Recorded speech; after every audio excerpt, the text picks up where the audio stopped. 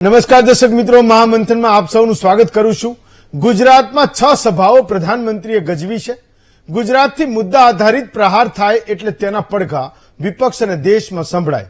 ગુજરાતની ચૂંટણીમાં શિવ, રામ, પાકિસ્તાન, આતંકવાદ, રામ મંદિર, જમ્મુ કાશ્મીર, મુસ્લિમ અનામત, કોંગ્રેસનો મુસ્લિમ લીગની છાપ ધરાવતો ચૂંટણી ઢંઢેરો, આવી અનેક વાત પ્રધાનમંત્રીએ ઉચ્ચારી છે।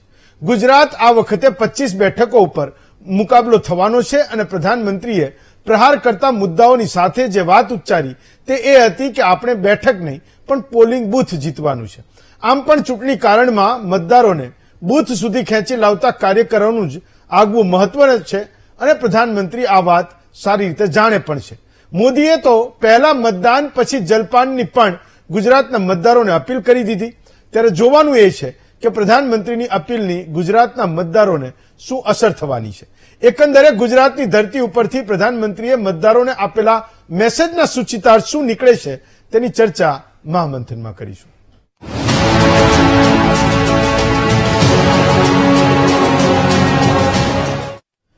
તો એના માટે હું જોડું છું વરિષ્ઠ પત્રકાર મારા સાથી એવા જગદીશ મહેતાને, વડીલ એવા જગદીશ મહેતાને। જગદીશભાઈ, હું આજે એ સભાઓને સાંભળતો હતો। એ સભાઓમાં 6 મુદ્દા જે મને લાગ્યા એ મને એવું થયું કે એ કદાચ ગુજરાતમાં એ યુનિક બોલ્યા છે, કદાચ દેશમાં એ એકાદ બે મુદ્દા પર બોલ્યા હોય, પણ માનો કે જામનગરમાં શત્રુશલ્યસિંહજી મહારાજને મળ્યા, જામ સાહેબને મળ્યા, એ વાત કરી અને ભૂચર મોરીના એ ઐતિહાસિક યુદ્ધસ્થળની વાત કરી। એ 2014 અને 2019ની ચૂંટણીમાં એમ કે હુમલો મારા ઉપર જ હતો કોંગ્રેસનો ને 2024માં પણ કશું નથી બદલ્યું એની વાત કરી। ગેરંટી માગી, 3 ગેરંટી માગી કે મુસ્લિમોને એ ધર્મના આધારે કોંગ્રેસ અનામત નહીં આપે, એ લખીને આપે। મને એવું થયું કે કેટલીક વાતો, પાકિસ્તાન પણ ગુજરાતથી શરૂ થયું, તો મને એવું થયું કે આગળના 1 મહિના સુધી જે મુદ્દાઓ એ ભારતના રાજકારણમાં અથવા તો ચૂંટણી પ્રચારમાં ચાલવાના છે, કદાચ મોદીએ એક એની આઉટલાઈન એ ગુજરાતમાં બાંધી છે। મારા કેટલાક સવાલો છે, એ ભાષણો પરથી એનાલિસિસ તમે કરશો। સૌથી પહેલો સવાલ, જામનગરમાં જામ સાહેબ શત્રુશલ્યસિંહજીને મળ્યા તો જામનગરમાં એ વાત કરી કે ભૂચર મોરીના ઐતિહાસિક યુદ્ધ સ્થળે એ અગાઉ કોઈ ગુજરાતનો મુખ્યમંત્રી નહોતો જાતો। કોઈ લોકોએ એ મુખ્યમંત્રીઓના કાનમાં એવું કીધું કે તમે ત્યાં જશો તો આ મુખ્યમંત્રીનું પદ તમારી પાસે નહીં રહે। અને હું એમ કે ગયો, મારું મુખ્યમંત્રી પદ તો એક બાજુ છે, પણ એ હજારો ક્ષત્રિયોની શહીદી એ સૌથી મોટી વાત છે। તો તમને લાગે છે કે અત્યારનો જે માહોલ ચાલે છે, ક્ષત્રિયોમાં જે નારાજગી રૂપાલાના નિવેદન પછી ચાલે છે, મોદીએ પ્રયત્ન કર્યો કે આખી વાત એ કોઈના કોઈ રીતે હું વાળી શકું તો એ જામનગરથી વાળી શકું। જગદીશભાઈ। બિલકુલ હેમંતભાઈ, જે રીતે એક બહુ કસાયેલા બેટ્સમેન સારામાં સારી રીતે આખી ઇનિંગ્સને કેપ્ટન ઇનિંગ્સમાં ફેરવી દે એવી અત્યારે 3 સભા સૌરાષ્ટ્રની ખાસ કરીને વાત કરું તો જુનાગઢ, સુરેન્દ્રનગર અને જામનગરમાં કરી છે। જામનગરમાં એને તમે જુઓ આખું ફોકસ જે છે એ ક્ષત્રિય સમાજ ઉપર જ કર્યું। જામ સાહેબજીને મળ્યા, એને આકડી પાઘડી જે આકડિયારી પહેરાવડાવી, એ પાઘડીનું પણ બહુ મૂલ્ય હોય છે ક્ષત્રિય સમાજમાં, એટલે ત્યાંથી એને શરૂ કર્યું ને પાછું કીધું ખરું કે જામ સાહેબને હું તો એના દર્શને ગયો હતો ને એને જે મને પાઘડી પહેરાવી એ મારા માટે પ્રસાદ છે, અને કેવળ પાઘડી શોભા નથી પરંતુ જામ સાહેબે આપેલું એવું વચન છે કે હવે તો તમારી જીત પાકી। અર્થાત એ મેસેજ એને જામ સાહેબના નામે ક્ષત્રિય સમાજને આપ્યો કે ભાઈ તમારી જે કઈ ગીલા શીખવા હોય હવે ભૂલી જાઓ, મને જામ સાહેબના આશીર્વાદ છે એમ તમે ભારતીય જનતા પાર્ટીના ઉમેદવારને પણ આશીર્વાદ આપો જેથી કરીને જીત થઈ જાય। નંબર 1। નંબર 2, એને સંપૂર્ણ પ્રવચનમાં એને શૌર્યતા, આની જે વિરાસત છે, આખી ક્ષત્રિય સમાજની જે દાતારી છે અને એની જે આખી બધી વાતો છે એના ગુણગાન ટૂંકમાં ગાયા એને। અને એને યાદ, તમે આપે જેમ કીધું ભૂચર મોરીનું યાદ કરાવ્યું, અને એને એક વાક્ય એ પણ કીધું કે બીજા મુખ્યમંત્રી ભલે આવ્યા કે ન આવ્યા, હું એટલા માટે આવ્યો હતો કે તમારું એટલે કે ક્ષત્રિય સમાજની જે બલિદાન છે, તમારા જે પાળિયા મેં જોયા છે, તમારી જે કુરબાની છે, એટલે તમે જે આત્મસમર્પણથી માંડીને કુરબાની કરી એની અમે કદાચ મારું ચીફ મિનિસ્ટર પદ એટલે કે મુખ્યમંત્રી પદ જતું હોય તો પણ કુરબાન છે, કારણ કે તમારી કુરબાની મહાન છે, એમ કરીને પણ એણે પાછું ક્ષત્રિય સમાજની ઓર એક વખત સરાહના કરી લીધી. અને ત્રીજી સરાહના એણે કરી કે અમે તમારું એક મ્યુઝિયમ, રજવાડાઓનું એક મ્યુઝિયમ બનાવીએ છીએ, જેને દેશ દેશાવરના લોકો આવીને જોશે અને એને ખ્યાલ આવે કે દુનિયામાં કુરબાની નામની ચીજ હોય તો એ કેવી હોઈ શકે, અને આ સમાજ જે છે એની વિશ્વભરમાં ખ્યાતિ થાય કે આ પ્રકારની પણ કુરબાની આપી. ટૂંકમાં ક્ષત્રિય સમાજના વિરોધનું શરૂઆત ભલે રાજકોટથી થઈ હોય, પણ એનું એપિસેન્ટર જામનગરમાં ખસેડાયું હતું અથવા તો જામ્યું હતું એમ કહો તો ચાલે. અને એ એપિસેન્ટરમાં ભાઈ નરેન્દ્ર મોદીએ બિલકુલ ડિઝાસ્ટર મેનેજમેન્ટ જેવું કામ કરવાની એણે તો કોશિશ કમસે કમ એના તરફથી બધી જ કોશિશ કરી લીધી. એટલે આપણે હવે કહીએ ને કે અબ તો હવાએ હી કરેગી રોશની કા ફેસલા, जिस दिए में जान होगी वो जलता रहेगा. પોતાના તરફથી એને કરવાનું એટલું બધું કરી લીધું છે. હવે બાકીનું બધું સ્થાનિક યુનિટ, ઉમેદવાર અને એની જે કઈ સ્થિતિ છે એના ઉપર નિર્ભર છે. હેમંતભાઈ, સ્ટેટમેન્ટ નંબર 2, 2014 અને 2019ની જેમ કોંગ્રેસનો પ્રચાર આ વખતે પણ મોદીના અપમાન પર જ કેન્દ્રિત છે. જનતા એ કોંગ્રેસના આ બે ચૂંટણીઓ કરતા પણ ત્રીજી ચૂંટણીમાં એ ખરાબ હાલ કરશે. આ પણ બહુ મહત્વનો પોઈન્ટ છે ને એનો જવાબ નરેન્દ્ર મોદીએ સુરેન્દ્રનગર અને જુનાગઢની બેઠકમાં આપ્યો. જુઓ, બંને 3 સભાઓ સૌરાષ્ટ્રમાં થઈ, એમાં એક સભાનો આખો મુદ્દો જુદો છે અને બીજી અન્ય 2 સભાનો મુદ્દો જુદો છે. સુરેન્દ્રનગરમાં પણ આપણે જાણીએ છીએ કે અત્યારે સ્થિતિ ભારતીય જનતા પાર્ટીમાં તળપદા અને ચુવાડિયા કોળી વચ્ચેના ડખાને કારણે થોડી ત્યાં પણ સ્થિતિ ક્રિટિકલ છે. અને જુનાગઢમાં તો આથી પણ વધારે ક્રિટિકલ સુરેન્દ્રનગરની કમ્પેરમાં. પરંતુ ત્યાં જે વોટર્સ જે છે, મતદારો જે છે, એ મોટા ભાગના ઓબીસી આવે છે. એ ઓબીસી મતદારોનો સંખ્યા ત્યાં વધુ છે. કોળી કયો કે આ બાજુ જુનાગઢમાં આહિર કયો, એ તો કોળી સમાજથી માંડીને આહિર સમાજ ને અન્ય ઇતર જે સમાજ છે એમાં મોટા ભાગના ઓબીસીમાં આવે. એટલે તમે જુઓ, અહીંયા બંને જગ્યાએ સુરેન્દ્રનગર અને જુનાગઢ, એમાં એણે એ વાત અચૂક કરી કે કોંગ્રેસનો મેનિફેસ્ટો જે છે એ મને મુસ્લિમ લીગના મેનિફેસ્ટો જેવું લાગે છે. મેં તો એને ઉજાગર કર્યો કારણ કે એમાં રહેલી કેટલીક સંદિગ્ધ વાતો, જેને હિડન એજન્ડા કહેવાય, એ શું હતું કે કહેવામાં કંઈક જુદું આવે ને ભીતરમાં જુદું હોય. એજન્ડા જે છે કોંગ્રેસનો, જે મેનિફેસ્ટો છે, એમાં શું લખ્યું છે કે જે કંઈ આપણા સંસાધનો છે અથવા તો વિકાસની જે કંઈ સંભાવનાઓ છે એમાં અમે લોકો એમ કે માઇનોરિટીઝને પ્રાયોરિટી આપશું. માઇનોરિટીઝ લખ્યું છે, અલ્પસંખ્યક લખ્યું છે, પર્ટિક્યુલર કોઈ જ્ઞાતિ નથી લખ્યું. પરંતુ આપણે બધા જાણીએ છીએ કે એની માઇનોરિટીમાં શું છે, સચ્ચર કમિટી અને રંગરાજન કમિટીના અહેવાલને એમાં પ્રાધાન્ય આપવામાં આપ્યું છે. નરેન્દ્ર મોદી કહી રહ્યા છે કે ઓબીસી નો 27% જે આખો હિસ્સો છે અનામતનો, એમાંથી 8.6% કોંગ્રેસ એમ માને છે કે આપણે ઓબીસી માંથી માઇનોરિટીઝને આપવા, અને એમાંય 6%, 8.6 માંથી 6% એ કેવળ ને કેવળ મુસ્લિમ સમાજને આપવા. એટલું જ નહીં, રોડ, રસ્તા સહિતના ઇન્ફ્રાસ્ટ્રક્ચરના જેટલા પણ મુદ્દા છે એમાં પણ એમ કે અનામતનો કોટા દાખલ કરો માઇનોરિટીઝ વાળો.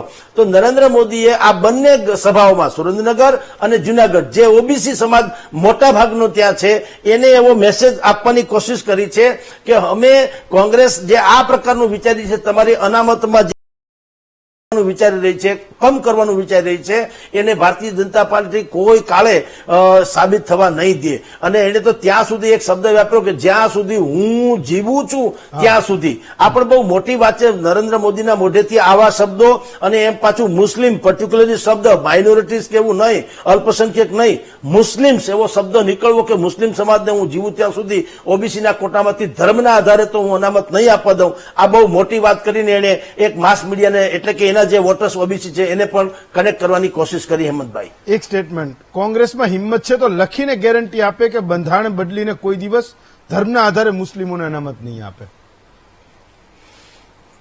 આ ત્રીજો એટમ બોમ્બ કહું તમને, બિલકુલ આ સટીક વાત છે સાહેબ. એ એટલા માટે સટીક વાત છે કે કોંગ્રેસના પ્રવક્તાથી માંડીને અન્ય, જેમ કે અહીંયા શક્તિસિંહ ગોહિલે પણ કીધું છે, એને જુઓ 3 મુદ્દા જે નરેન્દ્ર મોદીએ કીધું છે કે તમે મને લખીને આપો ગેરંટી કે માની લો કે તમે લોકો સરકારમાં કદાચિત આવતા હો, અથવા તો જ્યાં પણ તમારી અત્યારે સરકાર છે. જુઓ, એને ચટ્ટે બટ્ટે શબ્દ વાપર્યો છે કે અત્યારે કેન્દ્રમાં આવવાનો સવાલ નથી, કારણ કે કેન્દ્રમાં તો નરેન્દ્ર મોદી ખુદ જ કહી રહ્યા છે 400 થી પાર અમે જવાના છીએ, તો પછી કોંગ્રેસનો આવવાનો તો પ્રશ્ન ન રહેવો જોઈએ. એટલે એને બુદ્ધિપૂર્વક શું કીધું છે કે કેન્દ્રમાં તો છોડો, પણ જે રાજ્યોમાં તમારી ચટ્ટે બટ્ટે અથવા તો બીજા રાજ્યોમાં તમારા સમર્થિત જે સરકાર છે એ સરકાર વિશે પણ તમે મને ગેરંટીમાં લખી આપો કે ઓબીસી ના 27% ધર્મના આધારે અમે કોઈ પણ માઇનોરિટીઝના નામે પણ કોઈને પણ બીજા કઈ કાપકૂપ નહીં કરીએ, અમે ધર્મ આધારિત નીતિ નહીં ઘડીએ, અને અમે આવી કોઈ પણ છીછરી બાબતમાં એવું 3 મુદ્દા એને માંગ્યા છે લેખિતમાં. એ લેખિતમાં એટલા માટે માંગ્યા હિંમતભાઈ કે જો હિડન એજન્ડા કોંગ્રેસનો ના હોય તો કોંગ્રેસે એક્સેપ્ટ કરી લેવું જોઈએ કે બિલકુલ અમે તમને લખીને આપવા તૈયાર છીએ કે ડોક્ટર બાબા સાહેબ આંબેડકરજીએ જે બંધારણમાં જોગવાઈ કરી છે એમાં અમે કોઈ પણ પ્રકારની છેડછાડ કરવા માંગતા નથી, માગીશું નહીં, એવું લખીને આપવું જોઈએ. હવે એ લખીને આ ભાઈ નરેન્દ્ર મોદી એમ કહે છે કે હું 9 દિવસથી આ વાત કરું છું અને એને મને લખીને હજી સુધી આપ્યું નથી, અર્થાત એની કઈક નિયતિમાં ખોટ છે. હવે એ ખોટ ન હોય તો કોંગ્રેસે લખીને આપવું જોઈએ અથવા એને જવાબ આપવો જોઈએ, પણ કેવળ ચુનાવી જવાબથી હાલશે નહીં. લેખિત એટલે લેખિત એને આપવું જોઈએ જો ખરેખર એના મગજમાં આવું ન હોય તો. ઓકે હેમંતભાઈ, મુસ્લિમોની વોટ બેંકને કોંગ્રેસે પાડી, તૃષ્ટિકરણમાં કોંગ્રેસ આગળ વધી રહી છે કારણ કે પ્રાદેશિક પક્ષો મુસ્લિમોને પોતાના તરફે કરી ચૂક્યા છે અને એના કારણે એસસી એસટી ઓબીસીની અનામત કોંગ્રેસ મુસ્લિમોને આપી રહી છે. બિલકુલ હેમંતભાઈ, આપની જાણ ખાતર કે મુસ્લિમ સમાજમાં આ વખતે હિન્દુ મુસ્લિમ જેવું તો આ ચૂંટણીમાં થઈ જ ગયું છે. ચોખ્ખે ચોખ્ખું જે પહેલા 2 ફેઝની ચૂંટણી થઈ 102 બેઠક અને પછી 88 બેઠક, આ બંને ચૂંટણી જે ફેઝની ચૂંટણી થઈ એમાં મતદાનની સંખ્યા અથવા તો મતદાનની ટકાવારી જે ભારતીય જનતા પાર્ટી અને અન્ય વિશ્લેષકો, આમ તો વિપક્ષ પણ ઈચ્છતી હતી, બંને તરફ હતું. ભારતીય જનતા પાર્ટીને એમ હતું કે રામ મંદિર, 370ની કલમ, 3 તલાક અને આ બધી બાબતોને કારણે અમને સારા મત મળશે, પરંતુ મતદારોની નિરાશ થયા હોય એવી રીતે મતદારોનું મતદાન ઓછું થયું. વિપક્ષને પણ એવું હતું કે આ વખતે અમે જે વાત કરી રહ્યા છે તાનાશાહી જેવી વાત કરી રહ્યા છે, તો શક્ય છે કે બધા જ લોકો ઉરલીને મતદાન કરશે.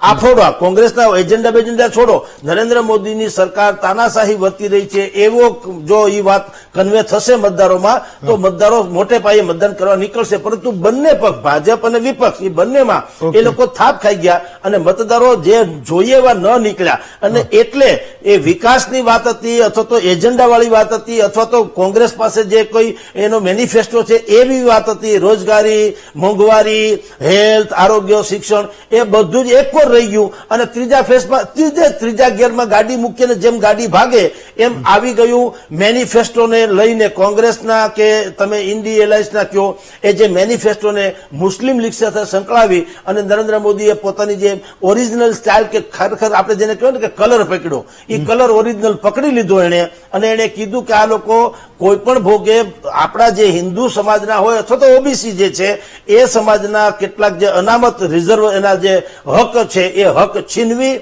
અને માઇનોરિટી સ્પેસિફાઈ મુસ્લિમ સમાજને આપી દેવા માંગે છે. આમ કરીને ટૂંકમાં અત્યારનું જે આ ધ્રુવીકરણની વાત એને કરી છે એ એમ કે છે કે કોંગ્રેસ જે છે એ હંમેશા તૃષ્ટિકરણની નીતિ કરે છે, તો ભારતીય જનતા પાર્ટીની ઈચ્છા છે કે એ સંતુષ્ટિકરણની નીતિ કરે, તૃષ્ટિકરણની નહીં.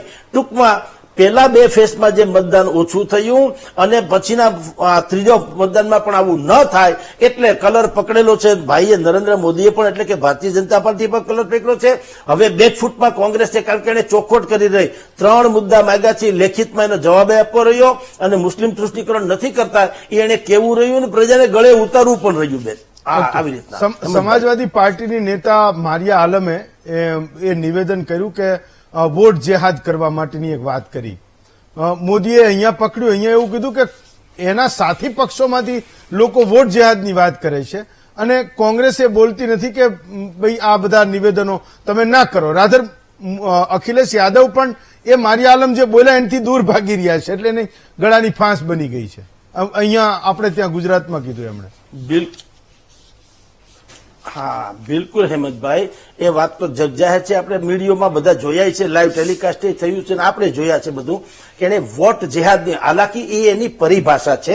આપણે જેમ અહીંયા કહીએ જય શ્રી રામ, તો જય શ્રી રામ એટલે હિન્દુ જ છે એવી વાત નથી, એક લહેકો છે. આપણે એકબીજાને મળીએ ત્યારે શું કે રામ રામભાઈ રામ રામ, રામ રામભાઈ નો અર્થ એમ નથી કે રહીમભાઈ નહીં એમ, એવું નથી, પણ આપણી લહેકો છે રામ રામ આપણે કહીએ એમ. એને ત્યાં વોટ જેહાદનો શબ્દ વાપર્યો કે જે રીતે આપણે જેહાદ એટલે આપણા મગજમાં જેહાદ એટલે આક્રમણ છે, જેહાદ એટલે ત્રાસવાદ છે, પરંતુ આપની જાણ ખાતર હેમંતભાઈ, મુસ્લિમ કોમ્યુનિટીઝ અથવા તો અમુક પ્રકારના સિરિયા કાનૂનમાં જેહાદ એટલે એક પ્રકારનું જનૂન, પેશન, કે તમારું જ વર્ચસ્વ સ્થાપિત થાય એ પ્રકારની વાત. એટલે એણે એમ કીધું કે આપણે વોટ જેહાદ કરવી પડશે, એટલે કે આપણે એટલા માટે ધર્મ માટે જેમ જનૂનપૂર્વક લડીએ છીએ એમ ચૂંટણીમાં વોટ જેહાદ કરવી પડશે.